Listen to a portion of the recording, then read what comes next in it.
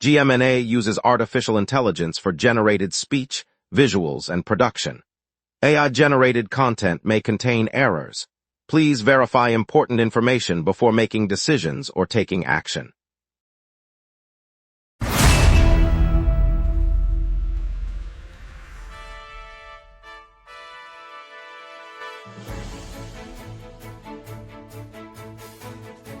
Live from the GMNA News Center, this is the Lunch Break News Hour. Good afternoon, Montreal. Our top story today: Quebec has banned all open-air fires north of the St. Lawrence River, a move aimed at curbing the heat wave risk. Meanwhile, volunteers are handing out freshness kits to heat vulnerable residents, and Nuits d'Afrique Festival kicks off with over 100 free shows. Over to you, Jeff. The Nuits d'Afrique Music Festival launches today across Montreal, featuring over 120 performances, with the majority of concerts offered free of charge to attendees. Today, venues from the historic St. Joseph's Oratory to the bustling Plateau will host diverse African rhythms, dance workshops, and food stalls, all part of the free program. Families can enjoy midday percussion circles at Parc Jean Drapeau, while local artisans will showcase handcrafted jewelry and textiles throughout the festival's open-air market zones. Lots to get to, CJ, with the Nuits d'Afrique Festival kicking off and hundreds of free shows across the city, so let's dive right in. Good morning, Montreal. Quebec's Environment Ministry announced an immediate province-wide prohibition on any open-air fires in the forested territory north of the St. Lawrence River. The order issued today follows a provincial appeal earlier this month urging residents to limit outdoor burning, but the surge in hotspots prompted the stricter step. Dozens of blazes rage across the region, with officials confirming at least 200 active fires. Under the new regulation, residents, campers, and commercial operators are barred from lighting campfires, charcoal grills, or any other open flame until the ban is lifted. Enforcement officers will patrol affected areas and may issue fines or seize equipment found in violation. The measure aims to curb ignition sources while fire-fighting crews concentrate on containing the existing infernos. The ban remains in force for the duration of the current fire season, and authorities will review its status as conditions evolve. Marine cameras captured a 730-pound great white, nicknamed Bella, gliding through the Gulf of St. Lawrence near the Magdalen Islands early this morning. Experts say the predator is part of a seasonal wave of white sharks that have been making a comeback in these waters after years of decline. Researchers from the province's Marine Science Network confirmed the sighting at 7:02 a.m. Eastern Time, noting that Bella's size falls within the typical range for mature individuals. The resurgence reflects broader recovery trends across the Atlantic, where protected habitats and healthier fish stocks are drawing the apex predator back to its historic hunting grounds. Officials reminded boaters to stay alert and give the animal space, emphasizing that the presence of sharks signals a healthier ecosystem for the Gulf. Orly Rivard stepped onto the pool deck this morning for the 400-meter freestyle at the Canadian Swimming Trials in Montreal. The venue, a state-of-the-art aquatic center in the East End, buzzed with anticipation. The decorated Paralympic champion, fresh from completing a law degree, is back in elite competition after a brief hiatus. Rivard, who has amassed multiple gold medals on the Paralympic stage, took her place among the nation's top swimmers as the trials continue through the week. Officials noted that her return underscores both athletic perseverance and academic achievement. Spectators in the venue watched as she launched into the first lap, her focus evident despite the added pressure of balancing sport and study. The event remains underway with further races scheduled later today and tomorrow, offering Rivard a chance to gauge her form ahead of the upcoming international season. Canadian swimming star Summer McIntosh withdrew yesterday from the national trials in Montreal after being diagnosed with a virus. The 19-year-old, who has been a cornerstone of Canada's sprint program and a medal hopeful for upcoming World Championships and the Paris Olympics, announced the decision through the National Federation's communications office. Officials said her symptoms began earlier in the week and that medical staff recommended rest to prevent further complications. The withdrawal reshapes the sprint lineup, leaving the 100-meter butterfly and freestyle events open for other contenders. Coaches emphasize that McIntosh will continue treatment and aims to return for the next selection meet. The trials, scheduled to run through next weekend, will proceed without her, and the Federation will monitor her recovery closely. Team Canada now turns to rising talents to fill the gap, with selection committees reviewing qualifying times from recent meets. Yesterday, Maxime Deschamps announced his retirement from competitive figure skating. The announcement was made in Montreal, Quebec, the city where he earned his world title. The Quebec skater had captured the World Pairs title on home ice in 2024 with partner Diana Stellato-Dudek. Their victory marked a high point for Canadian pairs skating, achieved in the city's main arena. Deschamps' decision brings an end to the competitive chapter that featured the 2024 World Championship. The retirement comes roughly 2 years after the pair's world triumph, concluding a period that saw Deschamps reach the pinnacle of his discipline. While he steps away from competition, his former partner remains active in the sport. The figure skating community will note his departure as the latest change among Canada's elite athletes. Later, we'll hear how volunteers are handing out freshness kits to heat vulnerable Montreal residents, plus more top stories. We will be right back. Watch the local sunset tonight at 6 p.m. for all your local Montreal news. Welcome back, everyone. I hope you enjoyed the break. Let's jump straight into our local stories. Jeff, the floor is yours. Volunteers are handing out freshness kits across heat-affected neighborhoods, aiming to keep at-risk residents cool as Montreal endures a lingering heat island spell. The kits contain chilled water, lightweight blankets, and basic hygiene supplies, offering immediate relief for those most vulnerable to soaring temperatures. Organizers say the effort began earlier this month and continues daily, targeting seniors, low-income families, and anyone lacking air conditioning.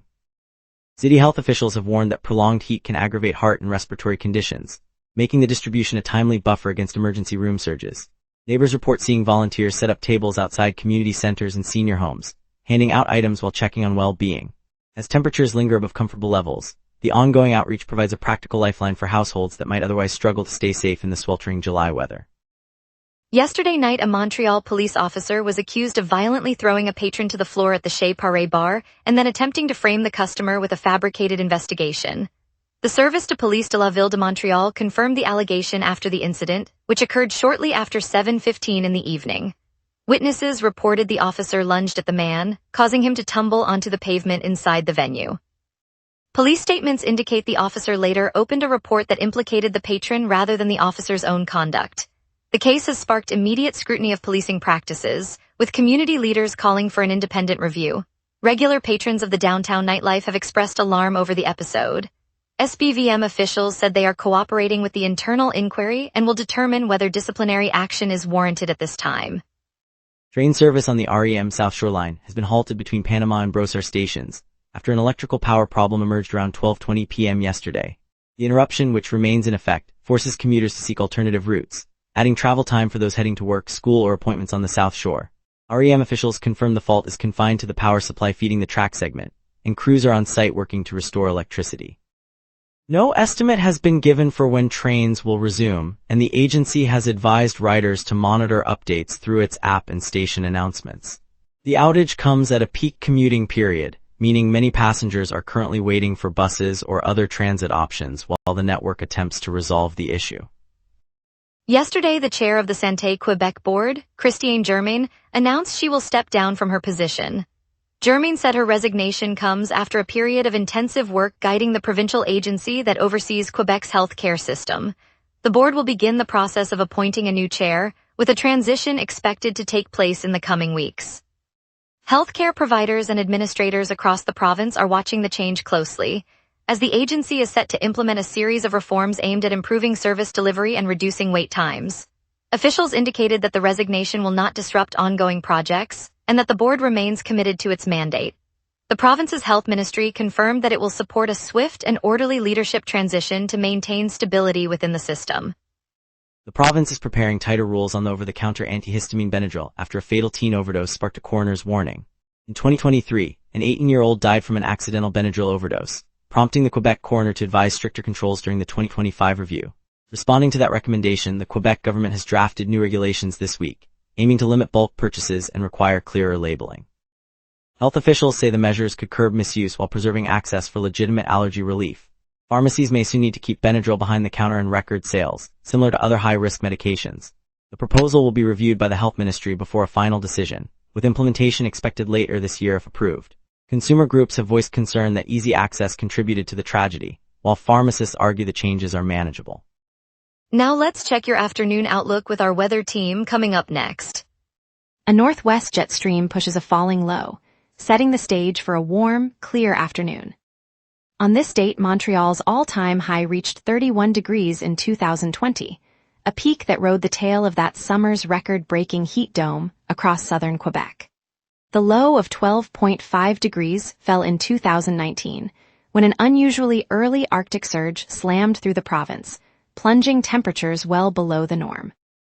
By contrast, today's climatological normals sit around 29 degrees maximum and 19 degrees minimum, a modest swing that underscores how today's warmth sits comfortably between those historic extremes. The live radar canvas is empty across the province, no rain bands or convective cells in sight.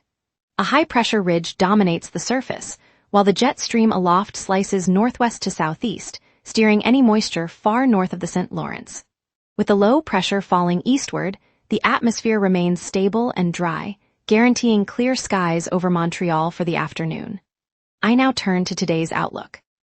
At noon, the city basks in 28 degrees under a mostly clear sky, the humidity hovering near 73%. A falling low-pressure system drifts eastward, but the jet stream above remains a swift northwest flow at 89 kilometers per hour, capping any ascent that could spark showers. Temperatures climb steadily, reaching 30 degrees by mid-afternoon as sunshine intensifies, then dip slightly to 29 as clouds edge in for the evening. The UV index registers 6, and wind stays gentle at 16 kilometers per hour from the southwest. No weather alerts are active, and precipitation remains absent throughout the day. With the atmosphere holding steady, I now shift to the 5-day outlook. The next 5 days oscillate between modest warmth and brief cooling spells, all under a wavering jet stream. Thursday brings a low-pressure trough, pulling a cloud deck that will blanket the city with 65% rain and keep highs near 25 degrees, a noticeable dip from today. Friday clears as high pressure rebuilds, offering a pleasant 27 degrees with sunshine and light breezes. Saturday remains dry, with a clear sky and a high of 26 degrees, ideal for outdoor activity. Sunday follows a similar pattern, 27 degrees maximum and mostly clear, while Monday caps the stretch with a warm 27 degrees and a mild night at 21, all without precipitation. The pattern highlights a quick rebound after Thursday's rain, then a stable, dry stretch through the weekend. And that's your weather. Remember, the lunch break is also available as a podcast. Listen anytime on Apple Podcasts or wherever you get your podcasts. Stay tuned for traffic updates, a look at today's Nuits d'Afrique Festival lineup, and the latest on our Canadians trade. We will be right back. Watch the local sunset tonight at 6 p.m. for all your local Montreal news. No incidents are reported across the island this morning, and all major arteries are flowing freely. Autoroute 6, Boulevard St. Laurent, Rue Shair-Brook, and the Descartes Expressway show no slowdowns. That's largely because construction crews are off-site and rush hour traffic has not yet peaked. The metro and bus network remain on schedule, with the Green Line keeping its 15-minute headway. Looking ahead, expect a modest build-up after 12 around the University of Montreal corridor as students head home. Southbound lanes of the Descartes may see a slight delay near the Ville-Marie tunnel as traffic converges. Drivers heading into the downtown core should budget an extra 5 minutes once the clock strikes 1. In short, the roads are as calm as a Monday morning coffee, but keep an eye on the afternoon rush. Montreal's Nuits d'Afrique Music Festival kicks off today, flooding the city with more than 100 free shows through July 19. It's the perfect excuse to wander neighborhood streets and catch world-class rhythms without spending a dime. At Time Out Market Montreal, Cirque du Soleil's Echo exhibition invites you behind the curtain, showcasing never-seen photos that reveal the artistry and daring that fuel the iconic performances. Food lovers Les Premiers Vendredis is back, bringing over 40 street food trucks to the streets of Montreal for free, a rolling celebration of global flavors you can sample in minutes. Looking ahead, the Fantasia Film Festival turns 30, launching July 16 and running into early August, promising a marathon of genre-bending cinema for the daring viewer. Whether you're chasing beats, bites, circus magic, or daring films, the city's cultural calendar is buzzing. Grab a friend, plan your route, and let the summer pulse guide your lunch break. And now here's Jason with sports. Here's the latest on Montreal's teams, from trades to triumphs. The Canadiens have moved forward Brendan Gallagher to the Vancouver Canucks in exchange for future considerations. The trade opens a roster spot in Montreal and signals a shift in the forward group as the Habs look ahead to the upcoming season. Evelyn Badu delivered a hat-trick as the Montreal Roses routed Vancouver Rise 5-1 in the Northern Super League on Saturday. The decisive victory highlights the Roses' attacking firepower and puts them in a strong position as the league campaign progresses. Montreal secured goaltender Jacob Dobish with a 3-year extension running from the 2027-28 season through 2029-30. The deal reinforces the Habs' net depth after recently locking in Ivan Demidov, underscoring management's confidence in their young core. Oh My Dear Café on Rue Saint-Denis in the Plateau Mont-Royal has become a beloved spot for coffee, pastries, and neighborhood conversation. Owner Claudia Gamboa says the shop has been robbed and vandalized 3 times in the past year, leaving staff and regulars shaken. She is now urging the city to create a dedicated police unit and expand surveillance to protect small businesses like hers.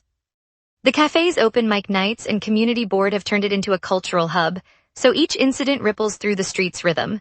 Patrons describe the aroma of fresh espresso and the warm welcome as a refuge that keeps the neighborhood humming. Protecting Oh My Dear means preserving the everyday vibrancy that defines the plateau, and that's why this place matters to Montreal. And now a bright note, the Nuits d'Afrique Festival kicks off with over 100 free shows across the city today. Coming up tonight at 6, the local sunset. Your neighborhood, your city, your news. From city hall decisions to the stories happening right on your street, we cover what matters most to Montrealers. Join us tonight at 6 p.m. on GMna for the local sunset, Montreal's evening newscast. Montreal City Council just approved a sweeping bike lane plan on St. Laurent, voting 23-5 to add protected lanes that could reshape downtown traffic and commuter habits. The new routes aim to boost safety and encourage more cyclists across the city. Carl Dumont is there. Carl Dumont.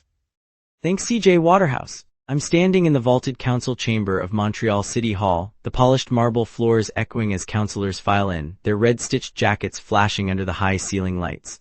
The air hums with the shuffle of papers and the low murmur of the public gallery where a handful of cyclists clutch their helmets, eyes fixed on the podium.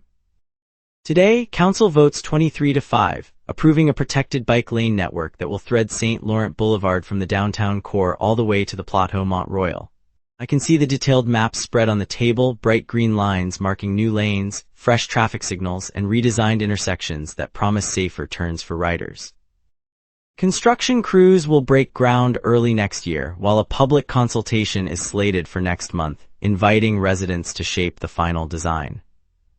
It promises safer streets for riders and a greener commute for everyone. Carl Dumont virtually at City Hall. On a Saturday morning on St. Laurent Boulevard, the doors of the Palais de Justice opened to a crowd of volunteers, law students, and seasoned prosecutors gathered for a community justice fair. The event, called Justice Together, turned a solemn courthouse courtyard into a lively marketplace of ideas, with colorful posters, a pop-up cafe serving steaming café au lait, and the scent of bagels drifting from a nearby bakery. One young prosecutor, fresh out of the bar, paused to accept a thank you card from a teenage student who had just learned how to file a simple claim. That exchange sparked the first case the new program fast-tracked. A modest landlord-tenant dispute that, thanks to the collaborative effort, was settled before the looming Jordan deadline, allowing a family to keep their home and the landlord to receive his overdue rent. The relief on the family's faces, the nod of approval from the prosecutor, and the applause from the gathered crowd made the moment feel like a small victory for the whole city. It's a reminder that when a community works together, the rhythm of justice can keep pace with the lives it serves. At Center Bell, the arena's usual roar gave way to hushed reverence as more than 5,000 members of the Montreal police family gathered beneath the vaulted ceiling. Uniformed officers in crisp navy shirts stood shoulder to shoulder with their families, the scent of fresh pine from a single wreath lingering in the cool air. The ceremony marked the first anniversary of Officer Ben Redouan's death, the tragic shooting that unfolded on June 22, 2026. The lone bagpiper, his breath steady despite the weight of the moment, filled the space with a mournful lament that seemed to echo off the concrete walls. When the ceremonial rose was laid upon the polished floor, the collective silence stretched for a heartbeat before a synchronized salute rose, a ripple of blue and gold across the crowd. In that instant, the thousands present felt a palpable thread of shared purpose, a reminder that the sacrifice of one is never forgotten by the many. It is moments like these that stitch together the fabric of our community, grounding us in the quiet strength of solidarity. Thank you, Montreal, for joining us on the lunch break. That great white shark off the Magdalen Islands reminded us how wild our waters can be. We'll be back tomorrow with more of the stories that shape our province. Stay safe, stay curious, and see you then.